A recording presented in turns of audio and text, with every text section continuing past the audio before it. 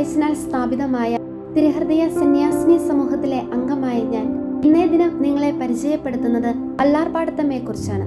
Basilica of our lady of ransom അതിൻ്റെതായ ചരിത്ര പ്രാധാന്യമുള്ള പുരാതന ദേവാലയം. കേരളത്തിലെ എറണാകുളത്ത് സ്ഥിതി ചെയ്യുന്ന ഈ പള്ളി 1524 പോർച്ചുഗീസ് മിഷണറിമാരാണ് നിർമ്മിച്ചത്. പരിശുദ്ധ അമ്മയുടെ നാമത്തിലുള്ള ഈ പള്ളിയിൽ എത്തിച്ചേരുന്ന തീർത്ഥാടകർ പരിശുദ്ധ അമ്മയെ വല്ലാർപാടത്തമ്മ എന്ന് സ്നേഹപൂർവ്വം വിളിക്കുന്നു. വല്ലാർപാടം പള്ളി അതിമനോഹരമായ ഒരു ദേവാലയമാണ്. പ്രധാന അൾത്താരയുടെ മുകളിൽ ഉണ്ണിയേശുവിനെ കൈകളിൽ വഹിച്ചുകൊണ്ട് നിൽക്കുന്ന പരിശുദ്ധ അമ്മയുടെ ചിത്രം അലങ്കരിച്ചിരിക്കുന്നു. 1524 വാസ്കോഡ് ഗാമയുടെ ആവശ്യപ്രകാരം പോർച്ചുഗീസ് വ്യാപാരികളാണ് ഈ ചിത്രം കൊണ്ടുവന്നത്. 1676 വെള്ളപ്പൊക്കത്തിൽ ഏതാണ്ട് നശിച്ചുപോയ കേരളത്തിലെ പ്രശസ്തമായ പള്ളികളിൽ ഒന്നാണ് വല്ലാർപാടം പള്ളി. പിന്നീട് അത് പുനർനിർമ്മിച്ചു. വെള്ളപ്പൊക്കം പള്ളിക്ക് വൻ നാശം വരുത്തിവെച്ചു. ആ ചിത്രം കായലിൽ പൊങ്ങിക്കിടക്കുന്നതായി കണ്ടെത്തി. കരുണയുടെ വാഴ്ത്തപ്പെട്ട മറിയം എന്നായിരുന്നു ഈ പെയിന്റിങ്ങിന്റെ പേര്. വെള്ളപ്പൊക്കത്തിന് ശേഷമുള്ള ചിത്രം വീണ്ടെടുക്കുന്നതും രസകരമായ ഒരു കഥയാണ്.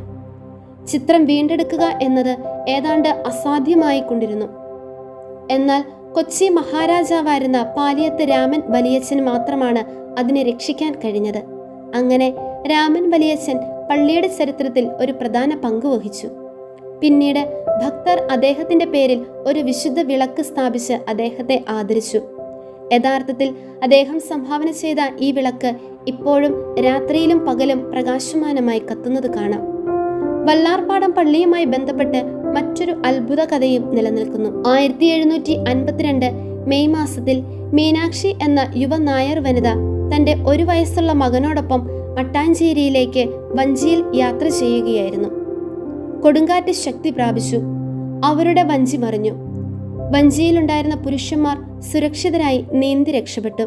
പക്ഷേ അവർക്ക് സ്ത്രീയെയോ കുട്ടിയെയോ രക്ഷിക്കാനായില്ല. എന്നാൽ മുങ്ങി മരിക്കുന്നതിന്റെ വക്കിലെത്തിയപ്പോൾ ആ യുവ അമ്മ ഒരു പ്രതിജ്ഞ എടുത്തിരുന്നു. രക്ഷപ്പെട്ടാൽ താനും മകനും വല്ലാർപാടത്തമ്മയുടെ അടിമകളായി തുടരുമെന്ന്. ആ സമയത്ത് ഇടവക വികാരി മുങ്ങിമരിച്ച ഒരു സ്ത്രീയെ സ്വപ്നം കണ്ടു. സ്വപ്നത്തിലെ നിർദ്ദേശപ്രകാരം അദ്ദേഹം നദിയിൽ വല വീശാൻ മത്സ്യത്തൊഴിലാളികളെ അയച്ചു. 3 ദിവസത്തിന് ശേഷം മീനാക്ഷിയമ്മയെയും മകനെയും രക്ഷപ്പെടുത്തി. സംഭവത്തിന് ശേഷം അമ്മയും മകനും മാതാവ് മറിയത്തിന്റെ കടുത്ത ഭക്തരായി മാറുകയും ക്രിസ്ത്യാനികളായി സ്നാനമേൽക്കുകയും ചെയ്തു. അവർ പള്ളിമുറ്റത്താണ് താമസിച്ചിരുന്നത്. കുടുംബം ഇപ്പോഴും പള്ളിക്കടുത്താണ് താമസിക്കുന്നത്.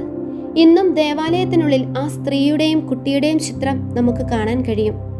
പള്ളിയുമായി ബന്ധപ്പെട്ട വലുതും ചെറുതുമായ ഒട്ടനവധി അത്ഭുത കഥകളുണ്ട്. കുട്ടികളില്ലാത്ത ദമ്പതികൾ കുട്ടികൾ ഉണ്ടാകാൻ വേണ്ടി അമ്മയുടെ മാധ്യസ്ഥം തേടുന്നു. രോഗികൾ അവരുടെ ദുഃഖങ്ങൾ അവളോട് പങ്കുവയ്ക്കുന്നു. അവൾ അവളെ സുഖപ്പെടുത്തുന്നു. അങ്ങനെ ആയിരക്കണക്കിന് ആളുകളുടെ ജീവിതത്തിൽ വല്ലാർപാടത്തമ്മ ആഴമായ സ്വാധീനം ചെലുത്തുന്നുണ്ട്.